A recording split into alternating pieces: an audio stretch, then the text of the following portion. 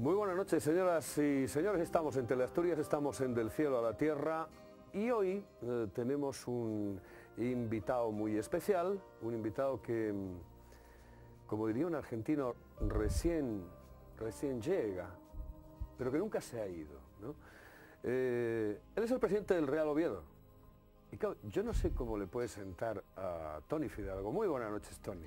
Hola, buenas noches. ¿Cómo le puede no sé cómo te puede sentar eso de decirte, ¿en algún momento pensaste, puedo ser el presidente del Oviedo? Bueno, si nos referimos a esta segunda etapa, pues no. Pero ya sabes que hay unos antecedentes de hace un año y pico en el que estuve, digamos que, sentado al borde del camino, ¿no? Pero en última instancia, pues bueno, no fraguó, no se concretó. Digo que en esta segunda oportunidad, pues no, entre otras razones porque yo no tenía en absoluto conocimiento personal con ninguno de los máximos accionistas del Real Oviedo y por lo tanto de Controles por Siglo XXII, ¿no? Tenía unas referencias, si quieres, lejanas, en tanto que están vinculados al balonmano.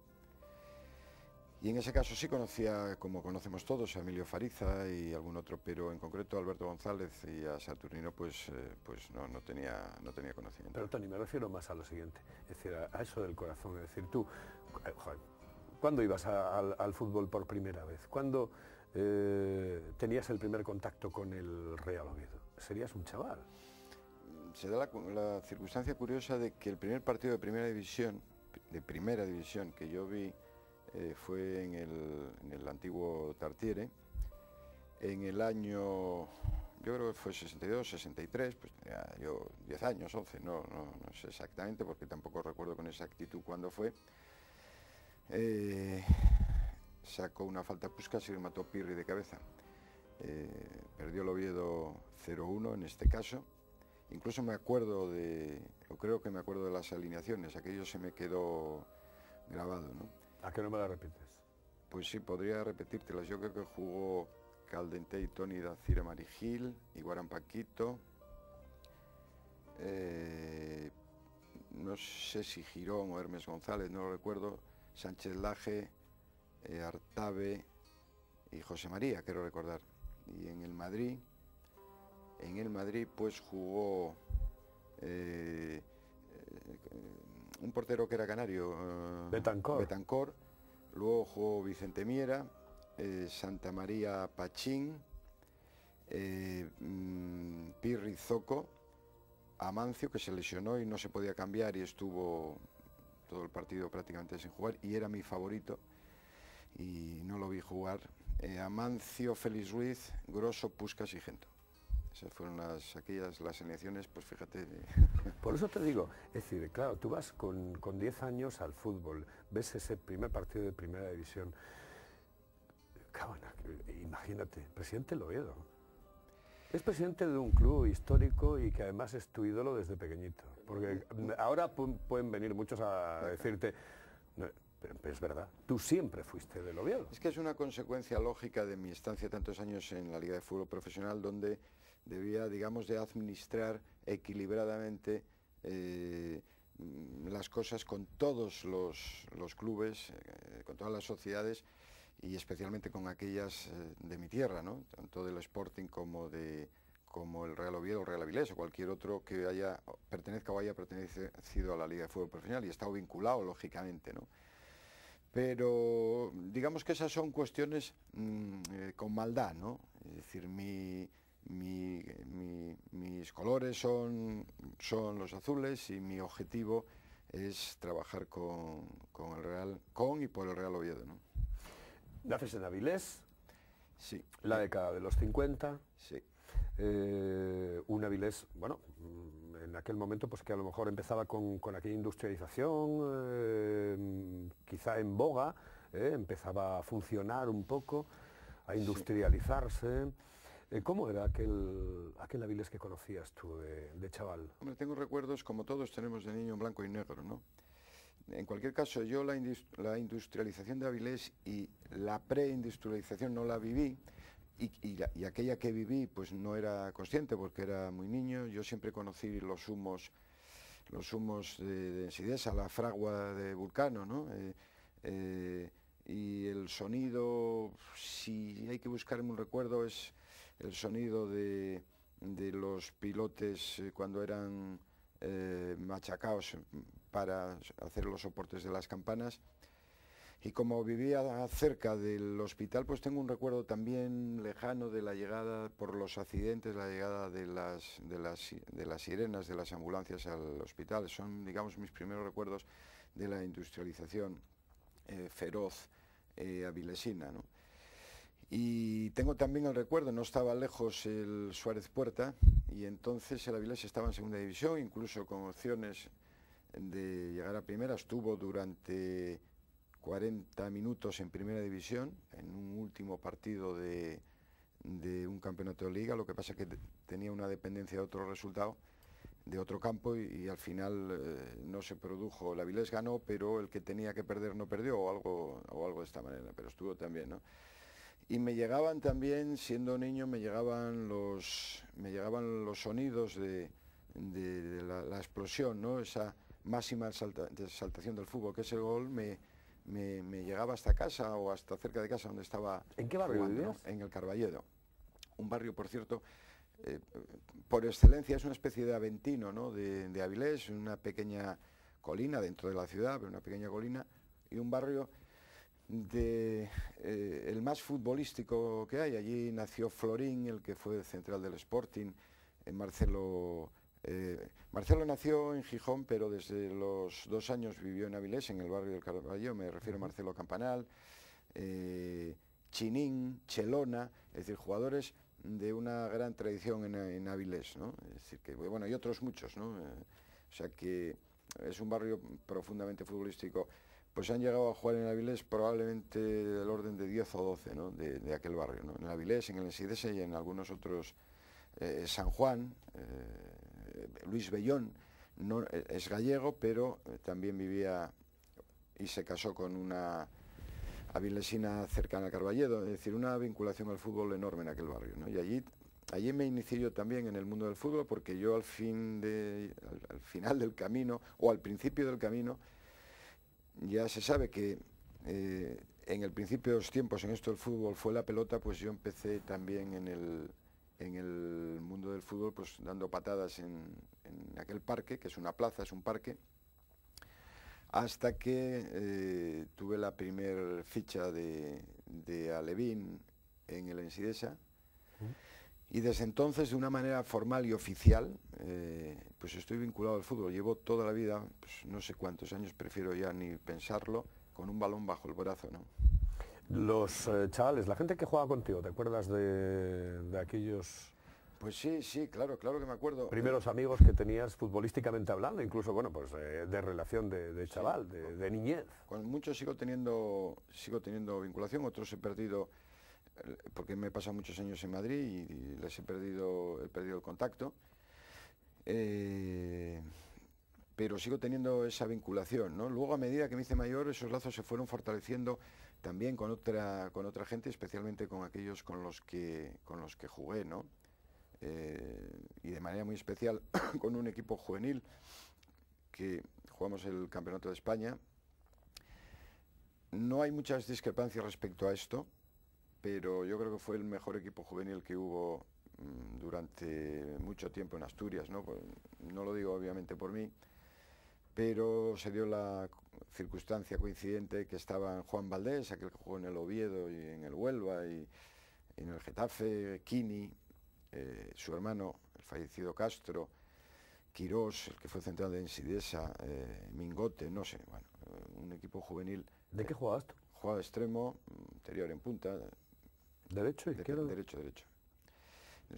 Y bueno, pues luego continué mi progresión futbolística, pero de una manera ya muy mediatizada por las circunstancias y por mis propios condicionamientos físicos. Digamos que no me trabajaron como se trabaja hoy a los chavales. Yo siempre he sido delgado y tal, pues no tenía aunque, bueno, pues tenía unas buenas condiciones técnicas y de rapidez, pero una limitada condición física que no se trabajaba en aquellos años, ¿no? ¿Eras bueno? Yo creo que sí, lo dice todo el mundo, de manera que no voy a andar con falsas modestias, ¿no? Pero no es solo... para triunfar en el fútbol no hay que ser solo bueno, tiene que estar acompañado de otras cosas, ¿no? ¿Tener padrinos, por ejemplo? No, me refiero a otras cosas, es decir, tener condiciones, estar rodeado, adornado de otras condiciones que no sean solo necesariamente la técnica y la rapidez, ¿no? Pues, ya digo, con unas condiciones físicas más poderosas, una buena preparación y luego, pues digamos, un carácter más tenaz que el que yo tenía en aquellos años. No eras consciente de que podías llegar a ser futbolista, entonces no. Dices, bueno, pues no tengo la suficiente fuerza de voluntad para hacer lo que tiene que hacer un futbolista en un momento Ya no sería determinado, tanto eso como que yo me sentía muy... Probablemente si hubieran trabajado un poco más conmigo y no hubiera nacido en Asturias, sino, por ejemplo, digo en Andalucía, porque no llueve y los terrenos de juego están en mejores condiciones, pues probablemente hubiera tenido alguna opción. Pero la verdad es que los campos, como se pone aquí en invierno, no te puedes imaginar lo que era. Estuve jugando en el Siderúrgico, con el Ensidesa, como aficionado con el Ensidesa. Luego me cedieron al Salas, y lo que entonces podía ser la tercera división, porque no había segunda B, ¿no? Pero esos campos era tremendo, como se ponían en invierno, pues qué te digo, en La Espina o en Cangas de Narcea o en Pola de la Viana, en Barraos, y ya te decía que mis condiciones físicas... ¿Y cuándo lo dejas? ¿En qué año lo dejas? ¿En qué momento lo dejas? ¿En qué categoría lo dejas? Lo dejo siendo Paco Cabal, que el otro día me llamó y tuvo mucha gracia cuando me llamó para felicitarme. Lo dejo en el Salas, siendo Paco Cabal entrenador del Salas. Me llamó y me dijo, Toni, digamos, lo haré con algún eufemismo porque, bueno, es una expresión, si quieres, futbolísticamente muy habitual, pero bueno, me dijo, ya podías haber sido tan valiente jugando como lo has sido ahora para hacerte cargo del Oviedo, ¿no? Él me lo dijo de otra manera, pero la equivalencia es esa, ¿no? Quedas un poco... Bueno, ya te digo que es que estaba... Cobardillo... No, estaba en inferioridad de condiciones, era muy joven y tenían 30 y pico años, muchísimos de los defensas que jugaban entonces, en aquella categoría, y por lo tanto, bueno, pues efectivamente es ir a jugar a Pravia cuando jugaba Seto, Cueto, que pueden tener pues 15 años más que yo. Pues no era fácil jugar cuando tenías a Seto encima, ¿no? Y además, si podían no solo ya por el fútbol, no diría que violento, pero fuerte, pero además también asustan a los chavales, ¿no? Hombre, o pretenden hacerlo, ¿no? ¿Hasta qué años estás en Avilés? Pues yo luego me vinculo, precisamente por el fútbol, me vinculo a Radio Popular a través de César Rodrigo en un partido de la Ensidesa en Eibar. Me pide que comente el partido con él. Y bueno, pues por aquello de estar y tener conocimiento un poco del futbolístico, un pelín más por encima de del conocimiento que puede tener un aficionado normal, me pide que, bueno, si no me importaría hacer pues un programa deportivo de 5 minutos por las noches en Radio Popular. ¿Estás hablando de qué años tienes en ese momento? Pues tendría 22, 23, por ahí, justo cuando dejo el fútbol, ¿no? Y lo que hacía era escribir un folio que me lo leía la locutora. Yo no podía leer, no sabía leer entonces, me refiero a leer en radio, obviamente, ¿no?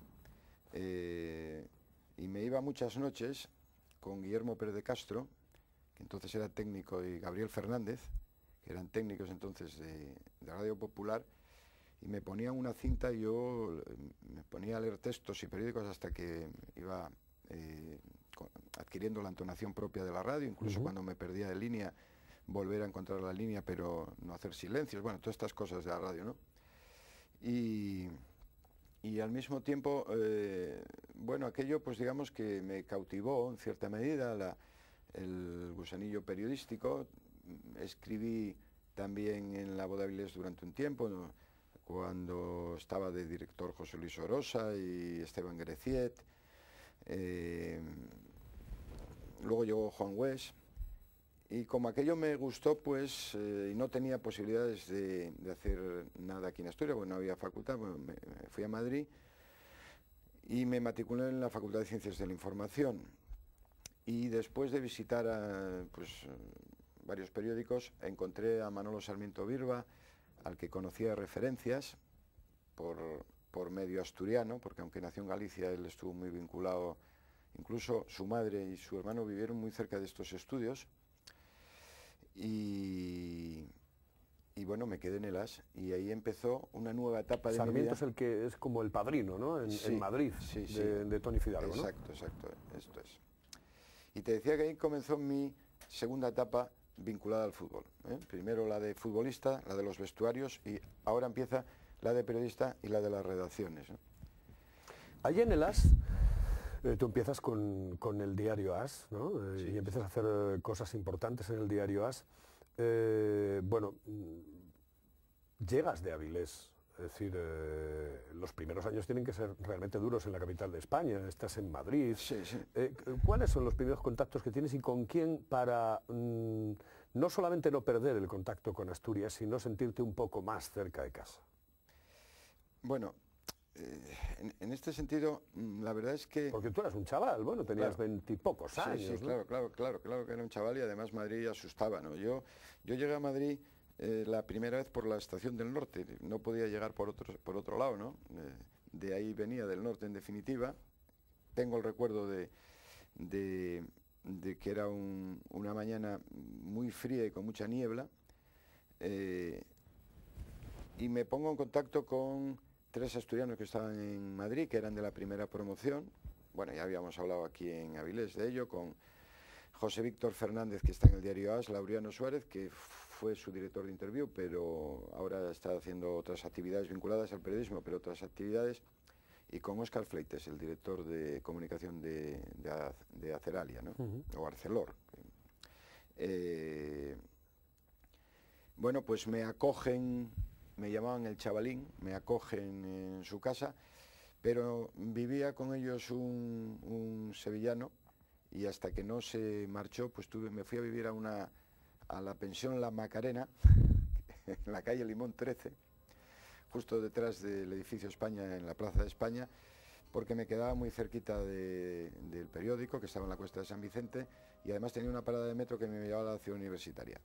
De manera que, bueno, pues lo tenía todo bastante centrado. Y allí luego viví 30 años en ese barrio, ya en Princesa 3, pero también muy cerca de Princesa 3, al lado de la Plaza de España, porque Princesa empieza precisamente en la Plaza de España. Pero con anterioridad estuve viviendo con ellos.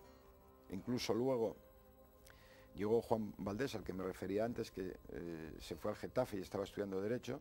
Lo que pasa, lo fichó luego el Huelva, que estaba en Primera División, y entonces abandonó la carrera para irse a Huelva, ¿no? ¿Y hay algún momento en esos primeros instantes en los que decides, bueno, en los que decides no, porque evidentemente no lo decidiste, en los que dices tú, joder, ¿yo qué coño hago aquí?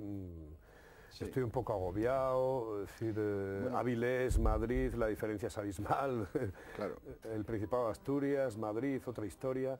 Tuve momentos... ¿Hay momentos en los que dices tú, me vuelvo? Sí, tuve momentos de enorme nostalgia. Yo siempre lo soy, en general, pero tuve momentos de flaqueza, ¿no? En algún caso la superé yo solo sin alcanzar niveles preocupantes, ¿no? Es decir, simplemente que había momentos en los que en aquella pensión, después de haber vivido arropado por los míos, por mis padres, por mis amigos, en un sitio pequeño como Avilés, pues en aquella pensión, que era una pensión barogiana, ¿no? Donde vivían pues 2 guardias civiles, recuerdo, 2 señoras de la vida, un ferroviario jubilado y la encargada, que no era la Macarena, la encargada era una vicetiple ya muy mayor, había sido vicetiple en el Madrid yo diría que antes de la Guerra Civil, porque yo creo que tenía muchos años ya entonces, el hecho de que cada día tenía que pagar si quería ducharme con agua caliente, que era algo usual en Madrid entonces en las pensiones, ¿no? Bueno, pues aquellas noches después de estudiar, que me metía en la cama, en aquella habitación tan estrecha, que daba un patio luces, que en verano era insoportable el calor, pues alcanzaba aquello los 50 y pico, y no exagero nada, ¿no? Pues tuve momentos de flaqueza, sí, pero digamos podía más las alegrías luego que me daban los compañeros en clase o la propia profesión, y como además empecé muy pronto a viajar con el periódico, curiosamente el primer viaje Sarmiento me preguntó, ¿tú sabes algo de cuando llegué? ¿Tú sabes algo de fútbol? Y entonces le expliqué, bueno, pues acabo de dejar de jugar al fútbol. Dice, bueno, entonces vas a hacer hockey mientras vuelve Emilio Gorgojo, un compañero de la mili, ¿no?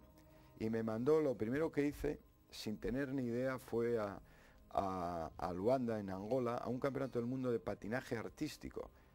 Patinaje artístico con patines, no sobre hielo, ¿no? Porque al fin y al cabo los partidos de hockey que luego hacía, las crónicas que luego hacía los partidos de hockey, pues eso tiene uno mayor acceso rápidamente, pues se trata de meter goles, ¿no? Más o menos, ¿no? Pero patinaje artístico, que entonces había una subcampeona del mundo española que se llamaba Cionín Villagrá, que era de Santander. Bueno, pues se trataba de en unos círculos y en unas líneas pasar con el patín, y yo eso no lo había visto nunca, ¿no? Y recuerdo que la primera crónica que mandé, como no tenía ni idea y había un árbitro español, porque era un mundial, pues fui al árbitro a preguntarle, porque yo estaba viendo aquello en la grada, era un pabellón. No te enterabas absolutamente de nada, ¿no? Y él bueno, pues luego hizo unas crónicas deliciosas, pero era porque él realmente, yo las escribía, pero él prácticamente me las dictaba, ¿no?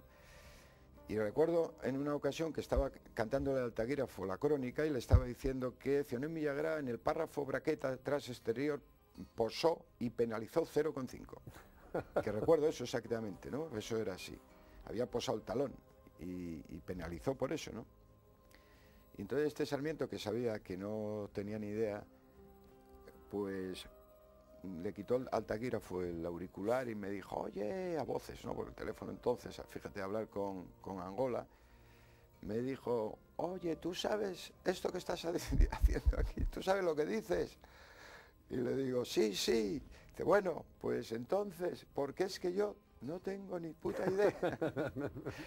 Y dijo, bueno, pues entonces confío en ti. No me preguntó, ya se imaginó. Tú quedaste como un auténtico especialista en la materia. Claro, claro.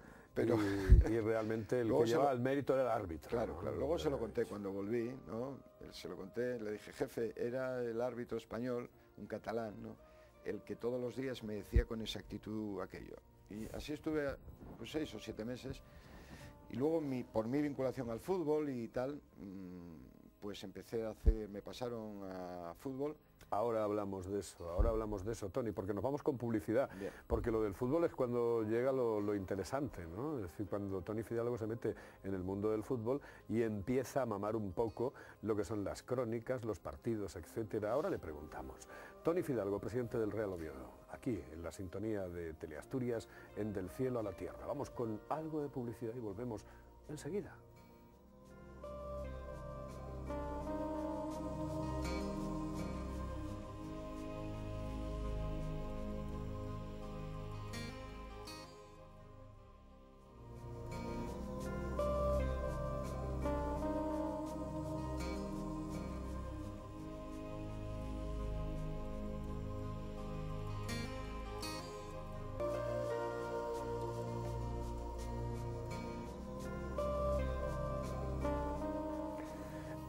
Continuamos adelante con Tony Fidalgo, presidente del Real Oviedo, y continuamos, bueno, prácticamente lo dejábamos en el Hostal Royal Manzanares, nos íbamos directamente a Angola con el mundo del hockey sobre patines, y después entrabas ya en el mundo del fútbol.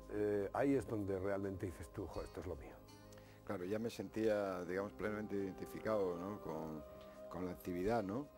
Primera crónica que haces, ¿dónde te mandan? La primera crónica que hago yo creo que es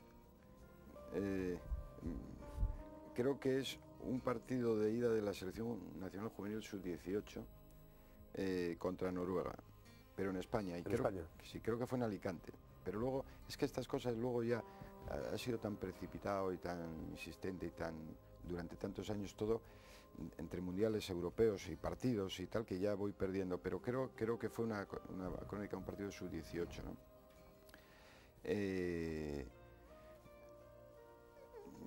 Bueno, hago ese partido, hago el de vuelta y luego me voy a al torneo de Montecarlo, donde estuve yendo 8 años, un torneo que había, el torneo Príncipe Alberto. ¿Y en el fútbol español dónde te encasillan los rectores de AS? No, sígueme a este equipo, haz esto, no, haz lo otro. Las selecciones. Nunca hice información de club, aunque hice crónicas del Madrid y del Atlético de Madrid, del Rayo Vallecano. Eran hechos circunstanciales, porque otros compañeros en un momento dado no podían ir al Getafe también, cuando estaban en segunda división, pero digamos que mi área, de la que era responsable, era de internacional y por lo tanto llevaba todas las selecciones, ¿no? Es decir, la Sub-18, Sub-17, Sub-18, Sub-20, que había entonces, hay ahora también, Sub-21 y la absoluta. Lo que pasa es que la absoluta normalmente iba de segundo, iba uno de los grandes jefes, o Rienzi o Sarmiento, pues hacían la crónica, ¿no? Luego con el tiempo las hice también, ¿no? Y así me pasé la vida por los 5 continentes, es decir, y en más de, pues anda en torno a los 90 países, 90 países diferentes y muchos con gran repetición por la vinculación futbolística. Es decir, yo nunca he estado en Cuba porque no hay fútbol, ni en muchos países africanos. He estado en África y en países africanos, pero en muchos países africanos porque no había vinculación futbolística, pero por supuesto en Europa y en América, giras por América. ¿Haces amistad con futbolistas de aquella, Sí, sí. Te estoy hablando, con futbolistas, con entrenadores, con seleccionadores en este claro. caso, con directivos? Es decir, ¿se hacen buenos amigos en esos primeros viajes? Sí. En esos primeros viajes. Sí, después sí. ya tú empiezas a ser ya bastante más profesional, en el sentido de saber con quién tienes que hablar, cómo tienes que hablar, y a quién le tienes que dar un poco de canchilla, a quién le tienes que dar un poco de cuerda. Pero al principio, ¿qué relaciones y con qué personas, cuáles son los que recuerdas así con mayor agrado? Pues mira, cuando hablo de ese partido de los Sub-18, era seleccionador Eduardo Toba, que había estado aquí en Oviedo. Luego llegó Chus Pereda, que fue seleccionador nacional y que jugó en el Barcelona. Y futbolistas, hombre, de aquella época, pues muchos triunfaron, ¿no? Vamos a hablar de, no sé, y con los que tengo muchísima amistad, no sé, Michel, por ejemplo, Tendillo, que puedo recordar ahora, Marcos, un jugador fantástico que luego no triunfó, que juega en el Murcia, Pellegrín. Siempre me pareció un futbolista fantástico, pero estas cosas que pasan en el fútbol, luego llegan otros que no tenían esa proyección abajo, ¿no? Y bueno, empiezo a conocer a periodistas por los que yo tenía admiración desde Avilés, por leer los periódicos, ¿no? El diario Pueblo. Conozco entre otros a García y a todos los compañeros de Radio Marca, del periódico Marca entonces, Chuchi Fragoso, el todo, hombre, mucho mayores que yo, ¿no? Pues ya tendrían de aquella 50 años o más, ¿no? Pedro Sardina, bueno, Fernando Vadillo, con el que me pasé muchas noches porque me gustaba, lo acompañé muchas noches al Campo del Gas, cuando boxeaba Urtain y Pedro Carrasco y en aquellos primeros años. No tenía que hacer nada, pero lo acompañaba a Vadillo porque me gustaba el ambiente de aquellas veladas que había en Madrid entonces, en el Campo del Gas o en el Palacio de los Deportes, ¿no? Era extraordinario entonces el boxeo, ¿no? ¿Tienes contacto con los jugadores, tienes contacto con los seleccionadores? Empiezas a tener ya una experiencia mayor y te empiezan, supongo, que a encomendar un poco más a lo que es la selección absoluta de fútbol, y ahí es donde empieza ya un trabajo realmente distinto, ¿no? Porque es otra historia. Claro. ¿Cuál es el primer seleccionador con el que tienes contacto, el primer presidente de la federación con el que tienes contacto? son Kubala y Porta. Digamos que cuando llego a Madrid el presidente era Pérez Payá, pero no tuve con él, uno que había sido futbolista, por cierto, pero al poco tiempo llega Pablo Porta y el seleccionador era Kubala. Y el primer partido que hago, ya llevaba algún tiempo, pero estaba con las selecciones pequeñas, el primer partido que hago es un España-Rumania en Alicante, que estuvo la selección concentrada en la playa, en un hotel en la playa de San Juan. Precisamente el día que chocaron en Tenerife aquellos dos aviones, dos jumbos, no sé si recordáis, de la Panam. En los rodeos, ¿no? En los rodeos, exacto. Yo creo que fue en el 77, quiero recordar. Posiblemente. Y ese día creo recordar, no estoy seguro, que ya no juega Iríbar y debuta Arconada, pero no estoy seguro. Y allí pues estuve pues durante un tiempo con Kubala. Bueno, entonces jugaba Villar, Juanito, Goicoechea, muchos jugadores conocidos de aquella época, ¿no? Y a continuación de Kubala llega Santa María, con el que ya había coincidido yo también en el Mundial de Japón. ¿El presidente sigue siendo el mismo? ¿Sigue siendo Porta? Sigue siendo Porta. Después pasa Roca, porque es el siguiente presidente de la federación. Exacto. ¿Y quién es el siguiente seleccionador? Ahora ya no recuerdo. Después de Santa María, Santa María está hasta el año 82, a continuación llega Luis Suárez. Luis Suárez. Empiezas a tener contacto con todos ellos. Con todos, sí. Tu vida ya cambia absolutamente, porque tú ya eres un hombre que tienes, vamos, otro concepto de lo que es el fútbol, claro, y ya mides de otra manera, ¿no? Ya. Claro. ¿Quién es el tipo más interesante que te has encontrado en todos los años que has llevado en el mundo del periodismo hablando de selección? El tipo del que guardas un mejor recuerdo como futbolista en la selección española. Sin dudarlo, Michel. ¿Sí? El hoy entrenador del Real Madrid Castilla. Para mí es un personaje completo, en el sentido futbolístico y en el personal. Hay otros muchos, ¿no? Pero me pides uno, quiero decirte, y lo evoco inmediatamente, ¿no? Me parece un personaje realmente singular como persona y como futbolista. Pero claro, luego la vida me llevó a tener contacto en esta vida pues con cientos de futbolistas, ¿no? No, pero bueno, nos quedamos con ese, porque además sí, me parece interesante que lo digas, porque no todo el mundo se moja en un momento determinado para decir, bueno, pues este es el más. Y como seleccionador, ¿quién es el hombre con el que has tenido un mejor contacto y el que más te ha agradado?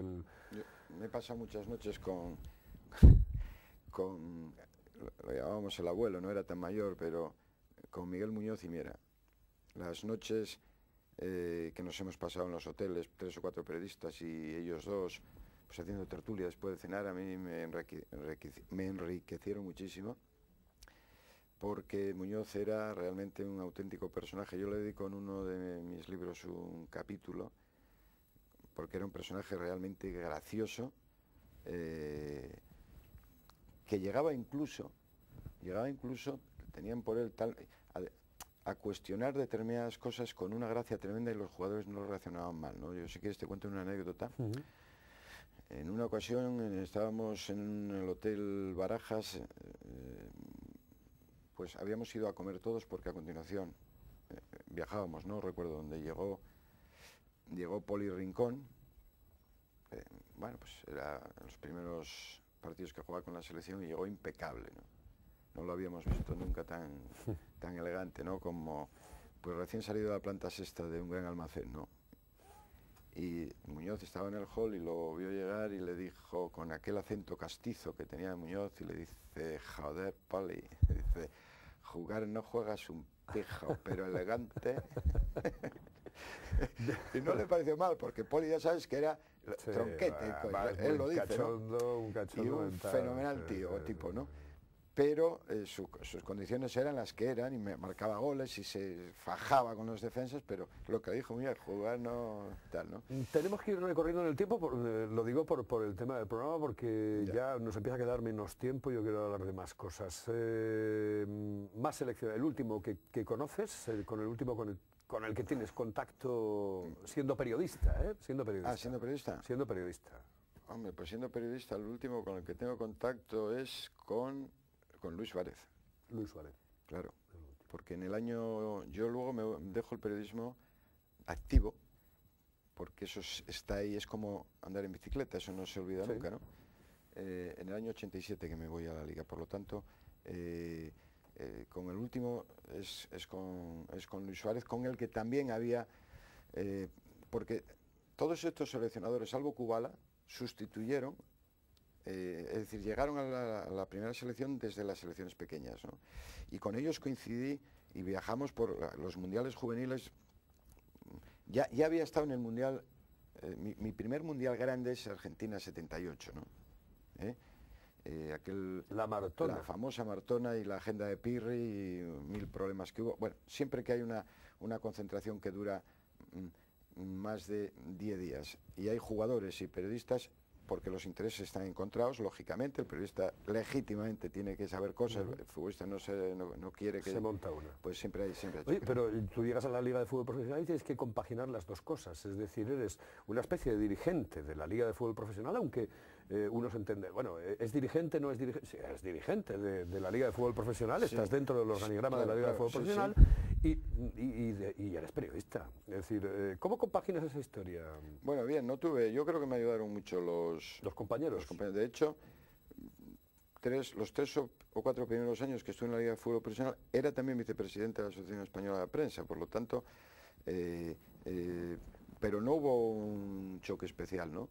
Y cuando ya dejé lo que podían ser pues, la jefatura de prensa y las relaciones externas y pasé a otros cargos como la Secretaría General o luego cuando fui adjunto a la presidencia, pues digamos que esa relación se mantiene, ¿no?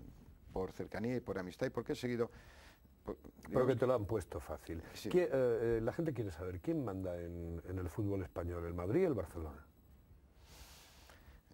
Ahora ya, digamos que ese mando está muy repartido. Tienen una influencia notable, lógicamente. Tienen una influencia notable, pero ya no es lo que era. Ahora las cosas han cambiado en ese sentido. Si bien en otros aspectos, pero los responsables son el resto de los clubes, como por ejemplo en el reparto del dinero de los derechos de televisión en su día, que rompieron una fórmula extraordinaria que había y que igualaba por abajo y por arriba, aunque los más poderosos se llevaban más y los otros menos, pero desde el día que rompieron aquella fórmula, ya digo que igualaba por los dos polos, yo creo que de alguna manera rompieron el fútbol y durante mucho tiempo el Madrid y el Barcelona siempre estarán ahí, siempre estarán ganando títulos. Y los otros, si quieres, te concreto más esto, pero quiero decir que los derechos de televisión, antes quien los administraba era la Liga y por lo tanto se ocupaba había un contrato global para todos los clubes. Pero llegó un momento en el que, digamos, en una revuelta que se produce en la Liga, se rompe eso y se plantea la fórmula de la contratación individual. Quiero decirte que, por ejemplo, el Madrid o el Barcelona han anunciado contratos multimillonarios y sin embargo otro club de primera división de la zona baja, hablemos del Racing Santander por ejemplo, o si el Oviedo llegara a primera división ahora, pues de la misma manera que un Madrid puede cobrar por año 9.000 millones de pesetas, un club de la zona baja puede cobrar 1.000 y pico, y eso a mí me parece profundamente injusto, porque es verdad que el Real Madrid y el Barcelona tienen el gran tirón. La gente ve la televisión y los partidos porque juegan ellos, pero también lo es que los grandes son grandes porque existen los pequeños. Si no existiera el Racing de Santander, y perdón ya por la focalización, si no existiera el Racing de Santander, el Madrid y el Barcelona tendrían solo 2 partidos, los que jugaran entre ellos.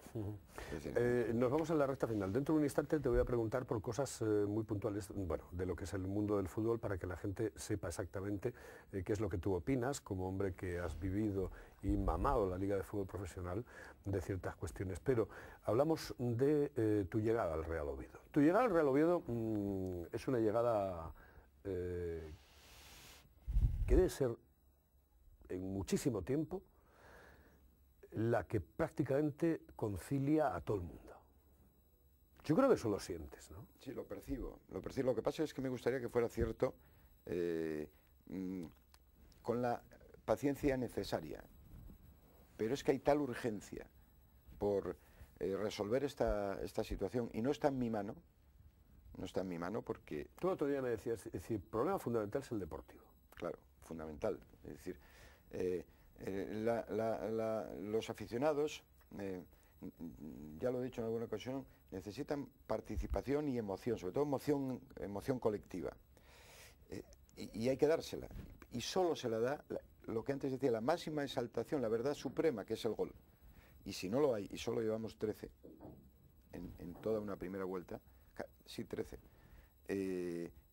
a pesar de la tenacidad admirable e irreductible del oviedismo, se produce la desilusión. Y lo que temo es que no tengamos ese margen de fuerza y de empuje y de ilusión que se vaya difuminando para conseguir hacer un proyecto sólido que permita buscar ese escenario que le es natural al Oviedo, que cuando menos es alcanzar la segunda división. ¿Y eso de qué depende? ¿La pasta? Depende fundamentalmente del acierto deportivo, pero el acierto deportivo debe estar respaldado por el dinero.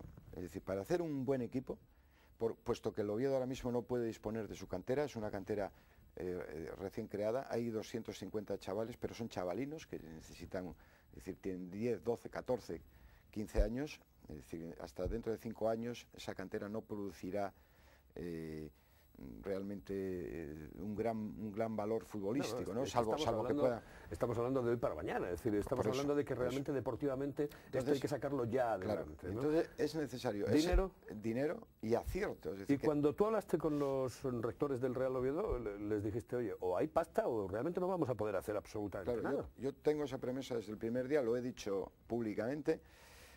El apoyo expreso del alcalde el otro día, por lo menos el apoyo. Evidentemente el ayuntamiento no puede a una sociedad privada prestarle dinero abiertamente, pero sí puede prestar apoyo de 1000 maneras, ¿no? Es decir, con gastos que tiene el Oviedo y que son susceptibles de que se haga cargo el Real Oviedo. Es decir, por ejemplo, la labor social que está haciendo el Real Oviedo con su cantera, pues es impagable, ¿no? Y luego el Oviedo tiene otros gastos en el estadio, en instalaciones que son del ayuntamiento, etcétera, etcétera. Por lo tanto, es imprescindible, puesto que este año a mí me parece que, aunque matemáticamente es posible, y si se pegara un arreón, pues en realidad estamos a 9 puntos del cuarto clasificado, que no es mucho, pero independientemente de que también los demás van a ganar partidos, el Oviedo necesitaba ganar con más solvencia de cómo está ganando, ¿no? ¿Te has puesto un tiempo? Es decir, vamos a subir a primera división en tantos años. Eso en el fútbol no es posible. No es posible. No. Otra cosa es que yo tengo la certeza, más que la certeza, la convicción de que en 3 años estamos en primera división. De que si hacemos las cosas bien y tenemos apoyo, a mí me preocupa mucho el apoyo. A mí me gustaría que esas 6.000 personas que van cada domingo al Tartiere y pasan frío y pasan penuria futbolística, que se convirtieran en 8 o 9.000. Ahora vamos a empezar una campaña de socios. Me gustaría que por lo menos 1.000, 1.500 más se adhirieran como abonados al Real Oviedo, porque si no es la pescadilla que se muerde la cola. El equipo no juega bien porque no se le apoya lo suficiente, que en el caso del Oviedo se le apoya, pero más. A mí me gustaría más todavía. ¿Tú quieres ver el estadio lleno? Hombre, eso, tanto como lleno no, porque son 30.000 espectadores, pero si pudiéramos volver a reencontrarnos con el espíritu del 2003, los 10 o 12.000 espectadores, yo sé que si jugáramos la liguilla, el campo volvería a ponerse a reventar, ¿no? Pero bueno, si este año eso no es posible, que parece muy difícil, lo vamos a intentar el año que viene. Planificando a partir de marzo una plantilla que dé garantías. Lo que pasa que bien sabes, tú que has vivido y vives muy cercano al mundo del fútbol, bien sabes que pues bueno, hay jugadores que están rindiendo esta temporada en clubes, que los traes al Oviedo y pues a lo mejor por 1000 circunstancias el año que viene no dan ese rendimiento en el Oviedo. Esas cosas pasan en el fútbol. Si fuera una ciencia exacta acertaríamos las quinielas, ¿no? Es decir... Tres preguntitas, estamos ya en lo que es la recta final, Toni. Vives una época, bueno, pues en la Liga de Fútbol Profesional donde allí no faltaba ni un duro, vamos, no faltaba absolutamente nada. Claro, te vienes aquí y dices, problemas, pues, no, ni problemas. Ni problemas, sí. Y te vienes aquí y no hay un duro y encima hay problemas. Sí. Efectivamente, esto es así, pero yo quiero en este sentido, y lo he dicho muchas veces, y volver a dejarlo claro, que simplemente lo que pretendo es, porque me lo han pedido, aportar todo aquello de lo que pueda disponer por mi vinculación al fútbol durante tantos años. Y en la misma medida que lo va a hacer Sabino López, otro también muy vinculado al fútbol y al Oviedo, porque de hecho jugó en el Vetusta y no sé si incluso llegó a jugar algo con el Oviedo, otro viedista de pro, ¿no? Y además gratis. Que esto me molesta decirlo, pero como luego veo que hay quien dice que no y que no se lo cree, bueno, pues no, yo no. Es más, a mí me produce esto que se llama daño emergente y lucro cesante, mi actividad en el Real Oviedo, pero me da igual, lo hago gustoso. Yo quiero sacar esto adelante con todo el equipo que hay y sobre todo y fundamentalmente con la afición a la que me gustaría, sobre todo la que todavía no se ha desperezado, ¿no? Porque la que va al campo es una afición maravillosa, pero luego hay otro oviedismo al que está letargado, que exacto, realmente al está que un poco casi me cansado, apetecería que realmente sentido, lleva mucho tiempo claro, diciendo, mira, yo sí, pero no. Es decir, mi Real Oviedo me lo han cambiado, etcétera. Ahora tú quieres que vuelva a pensar que es el Real Oviedo de las grandes porque épocas, es que sin ¿no? ellos, sin la gente, sin el oviedismo, la verdad es que no haremos mucho. Yo te entiendo perfectamente. Yo creo que esa sensación que la tiene una gran parte de la ciudad, es decir, que estaban hartos, que realmente estaban cansados de que les timasen en todos los aspectos, en el deportivo, en el económico, etcétera, etcétera. Y hay un momento en el que hay una gran parte de la afición que está letargada, que está ahí, pero que no se ha involucrado porque realmente no le han dado opción en los últimos años para ilusionarla, para meterla. A eso son integrar a todos, ¿no? Es decir, vamos a volver al espíritu, ya no del 2003, vamos a volver al espíritu de 1926, del 27, del 30, del 50, del 60, del 70 y del 90, ¿no? A mí me gustaría volver a tener, tengo aquella imagen grabada, es una grada exaltada de banderas y colores el día del Génova. Quiero ver otra vez ese Tartiere en la misma medida con la visita del Madrid de los Galácticos, que serán ya otros Galácticos, supongo, obviamente, pero... Sí, de esto no va a quedar ninguno. A mí también. Pero serán otros Galácticos y será el Madrid, ¿no? Pero para eso todos tenemos que ser conscientes, todos. Yo lo he dicho, independientemente de que el fútbol es ese elemento vertebrador de todos los aspectos sociales, económicos de la ciudad. Todos esos sectores institucionales, medios de comunicación, empresas y fundamentalmente los aficionados, uno por uno, pero todos sumados, serán los que lleven en volandas al equipo nuevamente al fútbol profesional. Si no nos concienciamos de eso, y tú decías antes que parece que hay un punto de entendimiento, de principio en eso, pero en eso hay que mantener la tenacidad y la continuidad, ¿no? Y entonces habremos conseguido eso. Por eso me quiero alentar a la gente, ¿no? Si se me permite darle un simelgón para que se desperece, ¿no? Yo sinceramente ya estamos en el final, pero me da la sensación, Toni, que hay que volver al espíritu de Buenavista, ¿sabes? Sí. Es decir, yo creo que fueron los años más gloriosos, los años del Carlos Tartiere, cuando, como tú dices, estaba lleno hasta arriba, en partidos como aquel frente al Génova, que fue maravilloso, no solamente aquí, sino, bueno, cuando se vivió allí en Génova, etcétera.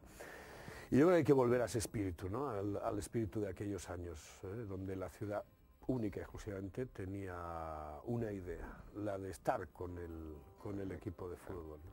Es que los clubes de fútbol son para las ciudades un sentimiento identitario inigualable. No hay otra cosa que identifique tanto a una ciudad con el fútbol o el club de fútbol con la ciudad, ¿no? Tenía muchas cosas que preguntarte, muchísimas más. Además quería saber cosas de los entresijos del fútbol, pero otro día se acercará Toni Fidalgo por el programa, por del cielo a la tierra, y nos traerá lo que nosotros vemos como galácticos, es decir, en el cielo prácticamente, y nos los baje un poco a la tierra. Pero no ha sido posible porque se nos ha ido el tiempo. Toni, que tengas mucha suerte, porque eso lo deseamos absolutamente todos, y que realmente esta etapa en el Real Oviedo sea eso, que en esos 3 años el equipo esté de nuevo en Primera División, sería lo más importante. Bueno, pues estamos va a tocar ya el árbitro el inicio del partido y vamos a ver si lo terminamos con éxito. Gracias, Toni. A vosotros. Señoras y señores, volvemos el próximo jueves aquí en Del Cielo a la Tierra con otro de nuestros protagonistas.